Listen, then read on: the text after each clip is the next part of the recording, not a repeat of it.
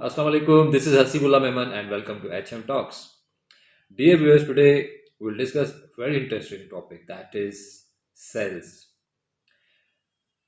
बहुत सारे लोग हमने देखे हैं जैसे कि उनको डिफरेंस पता नहीं होता कि sales SALES and sell SELL, जो कि दो डिफरेंट टर्म्स हैं, उनका डिफरेंस का पता होना बहुत ज़रूरी है। जैसे कि सेल्स की जॉब हम करते हैं फॉर सपोज, तो सेल्स जो है एक्चुअली नाउन है और जो सेल है SELL वो वर्ब है। तो सेल्स जो है वो एक एक्ट है, जिस तरह से हम सेलिंग करने जा रहे हैं तो उसको हम सेल्स कहते हैं, ताकि हम कस्टमर को परसुएट करें ताकि वो हमारी प्रोडक्ट को मतलब परचेज करे। उसके बाद सेल जो है वो वर्ब है और वो एक प्रोसेस है जिसके थ्रू हम किसी कस्टमर को परसुएट कर रहे हैं। मेरी जो आधी सर्विसेज हैं मैंने सेल्स की जॉब में स्पेंड की है। बहुत अच्छा परफॉर्म किया सेल्स की जॉब में और काफ़ी सारी ग्रोथ करवाई कंपनीज में सेल्स के थ्रू, क्योंकि आपकी जो सेल्स की जॉब होती है वो आपके बिजनेस का 80% मतलब उस पर मुश्तमिल होता है, सेल्स पर। आपकी सक्सेस जो है बिजनेस की सेल्स पर मुश्तमिल होती है। बाकी 20% बाकी डिपार्टमेंट्स हैं वो उसके पास कंट्रीब्यूशन दे रहे होते हैं अपना अपना, लेकिन सेल्स की जॉब जो है बहुत इंपॉर्टेंट है।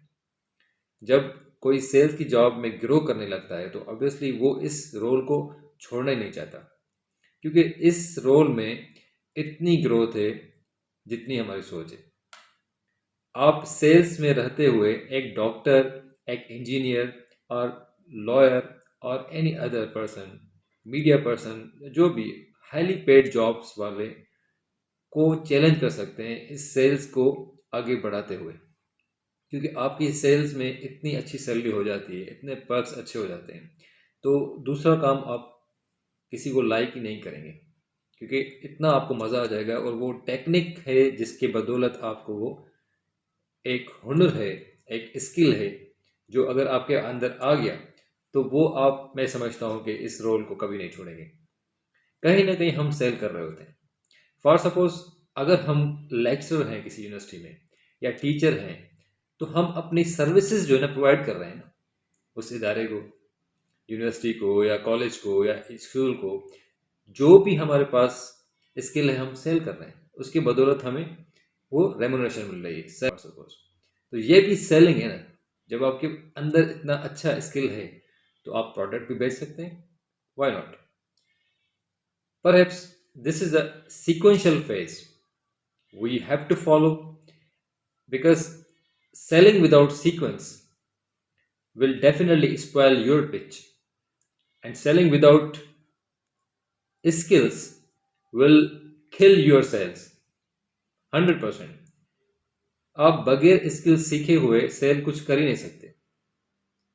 जब भी किसी से मिलेंगे, कोई अपनी प्रोडक्ट सेल करेंगे, तो आपको 1 मिनट के अंदर अंदर जिसको आप पिच दे रहे हो वो ये सर नो में जवाब दे देगा, लेकिन 90% नो होता है। 90% नो का मतलब है कि अगर आप नो कस्टमर के साथ मिल रहे हैं, तब जाके जब 10 से मिलेंगे तो फिर आपकी सक्सेस होगी। इतने नोज को फेस करना है सेल्स की जॉब में। ये तो एक रिसर्च पॉइंट ऑफ व्यू के हवाले से है, लेकिन अगर मैं कहूँ कि आपको कभी कभार 20 to 30 कस्टमर्स जब आप मिलते हैं फिर भी कभी कभार सेल नहीं होती, उसके बाद जाके कोई क्लिक कर जाती है। जब तक आपकी पिच सही हो, आपके सीक्वेंस में आप चल रहे हो, उसके बाद जाके आपकी सेल्स होती है। तो नंबर 1 स्टेप में जो फोकस करूंगा आज, तो सबसे पहले आपका जो है रिलेशनशिप बिल्ड करना बहुत ज़रूरी है। उस कस्टमर के साथ माइक्रो लेवल पे क्वेश्चंस पूछें, उसकी फैमिली बैकग्राउंड, उसकी जो नॉलेज क्या है, उसका जो है रहना सहना कैसा है फॉर सपोज। तो थोड़ा सा बैकग्राउंड हम पूछेंगे, उसकी इनकम किससे जनरेट होती है फॉर सपोज। तो इस तरह से क्वेश्चन हम पूछेंगे तो ऑब्वियसली थोड़ा सा वो अपनाहत फील करेगा। हमारे जहीर साहब होते हैं माशाल्लाह फिलिप मॉरिस कंपनी में, तो वो मेरे इमीडिएट बॉस भी रह चुके हैं। तो जब मैं सेल्स की जॉब करता था तो वो कहते थे जब तक आपको कस्टमर चाय की ऑफर नहीं करे तब तक वो आपका कस्टमर बना ही नहीं। तो मैं ये समझता हूँ कि आपको ये स्किल सीखना पड़ेगा कि जब तक आप रिलेशनशिप बिल्डिंग नहीं सीखेंगे तब तक आप अच्छे कंसल्टेंट, सेल्स पर्सन या फिर सेल मैनेजर नहीं बन सकते। और मज़े की बात है कि आप सेल्स की जॉब में रहते हुए अपने आप को सेल्समैन फील ही नहीं कराएं उनको। You become a consultant, consultancy they provide करें उनको कि आप जो है माइक्रो लेवल पे क्वेश्चनिंग करें उससे। जब तक आप उससे उसके प्रॉब्लम को एग्जामिन नहीं करेंगे, जब तक आप उसके प्रॉब्लम को डायग्नोज नहीं करेंगे, जब तक आप उसके प्रॉब्लम को डायग्नोज करते हुए ट्रीटमेंट नहीं देंगे, तब जाके आपकी सेल कैसे होगी। देखिए, मैं फॉर सपोज एक डॉक्टर के पास आप जाते हैं, कोई डेंटिस्ट है, आपके दांतों को पहले एग्जामिन करेगा ना। जब सबसे पहले ये कहेगा आप आके आप दांत निकलवा दें, आप तो बोलेंगे यार ये तो अजीब डॉक्टर है, ऐसा कभी नहीं होता। जब तक आप अपने मतलब एग्जामिनेशन के फेज से गुजरेंगे तब जाके कोई डायग्नोस होगा, कुछ एक्सरे लिखेगा आपके लिए, कुछ करेगा फॉर सपोज, उसके बाद जाके ट्रीटमेंट किया, आपका रूट कैनाल होगा या फिर आपके जो है रिमूवल ऑफ टीथ होगा, एक्सट्रैक्शन होगी, जो भी होगा। तो इस हवाले से जाके तब आखिर में जाके वो सेल्स का प्रोसेस खत्म होता है। उसके बाद इस तरह से आप अगर ट्रीट करेंगे तो वो सेल्स में शामिल होगा। अदरवाइज कोई भी ऐसा करेगा तो आप उसको पहले ही दांत निकाल देंगे तो कभी भी आप अच्छे सेल्स में नहीं होगी, आपकी होगी नहीं, सेल्स नहीं होगी। कोई प्रोडक्ट ले लेते हैं फॉर सपोज, तो उस हवाले से वो भी यही प्रोसेस फॉलो करना चाहिए उस प्रोडक्ट के हवाले से। आए दिन हम हज़ारों प्रोडक्ट्स यूज़ कर रहे होते हैं, तो उस हवाले से हम सेल्स की जॉब भी इस तरह हम कर सकते हैं। अब मैं आपको बताऊंगा कि रिलेशनशिप बिल्डिंग में भी कोई 3 पॉइंट्स है। जब आप सेल कर रहे होते हो तो आप नेवर फोकस ऑन सेल्स, आप फोकस करें कि रिलेशनशिप बिल्ड हो। क्योंकि अगर आप रिलेशनशिप बिल्ड पे फोकस नहीं करेंगे तो आप दोनों चीज़ें खो देंगे, आप अपनी सेल्स भी खोएंगे और आप अपना रिलेशनशिप भी खो देंगे। ये बहुत इंपॉर्टेंट है। और उसके बाद आप अच्छे तरीके से उसकी बात सुने कस्टमर की। सही है, जब आप बात सुनेंगे तो उसको अपनायत फील होगी। ठीक है, उसके बाद आप एक टेक्निक और यूज़ करें कि कस्टमर को फील होने दें कि हमारा रिलेशनशिप अच्छा बन गया है, और उस पर ही वो डिसाइड कर रहा होता है। क्योंकि रिलेशनशिप के बगैर he doesn't need anything, because relationship बहुत इंपॉर्टेंट है सेल्स की जॉब में, कस्टमर से बहुत इंपॉर्टेंट। लास्टली आप पास का ऑप्शन यूज़ करें ज़रूर। जब आप पिच कर चुके होते हो, सारी बात आप कह रहे हो अपनी प्रोडक्ट के हवाले से, तो पास का ऑप्शन बहुत ज़रूरी है। अब इसमें क्या होता है कि जब आपकी पिच पूरी हो गई, आप थोड़ा सा अ, खामोश हो जाएं, उसकी बात को समझें, और जो वो आंसर कर रहा है उसकी बात को समझते हुए आप भी पास करें, और उसको भी थोड़ा खामोश होने का मौका दें। क्योंकि जब वो खामोश होगा तो वो सोचेगा कि मुझे अब जाके प्रोडक्ट लेनी है और सपोज। तो selling is all about what we say that talking, but buying takes place in silence.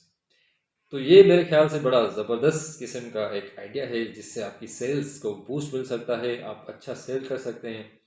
आपको पता होना चाहिए कि ये ऐसी जॉब है कि जो लोग ये जॉब कर रहे होते हैं उसके मतलब आप उनकी सैलरीज 5 डिजिट्स में होनी चाहिए, और हो भी रही होती हैं। इनके प्रमोशन सबसे ज़्यादा होते हैं और बहुत अच्छा परफॉर्म कर रहे होते हैं, क्योंकि ये इतना अच्छा पिलर है पूरी इदारे का, किसी भी कंपनी का, जिस पे आपकी जो है पूरी मतलब हिरारकी जो है वो इस पे बेस कर रही होती है कि सेल्स के पर्सन्स मोटिवेशनल लोग होते हैं जो कि आपकी प्रोडक्ट को सेल करते हैं। और ऑब्वियसली जब सेलिंग होगी तो ही जाके आपकी बाकी जो डिपार्टमेंट्स काम करेंगे। जैसे सेलिंग होगी तो ऑब्वियसली आपके डिपार्टमेंट्स की हायरिंग ज़्यादा होगी, एचआर का काम डेवलप होगा, फाइनेंस का काम डेवलप होगा, आपके लिए वो बैंक्स में डेली बेसिस पे ट्रांजेक्शन्स होंगी।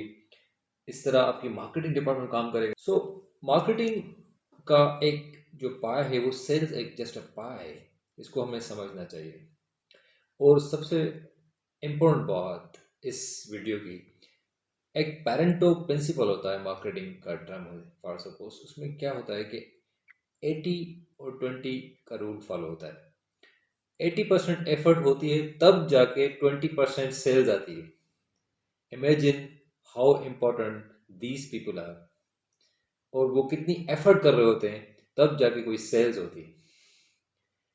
तो इन लोगों का ख्याल करें, और बहुत इंपॉर्टेंट लोग हैं और ये बहुत आगे जाने वाले हैं, और 20% लोग इस फील्ड को समझ पाए, 20 to 30% मैक्सिमम, वो ही ग्रो कर रहे हैं इस फील्ड में और उनको बहुत चार्मिंग फील्ड लगती है बाकी फील्ड्स के हवाले से।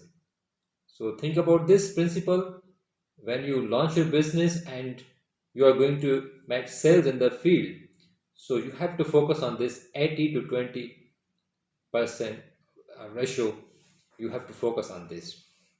So thank you so much for this video, and keep in touch. If you like it, please don't forget to subscribe my channel. Thank you so much.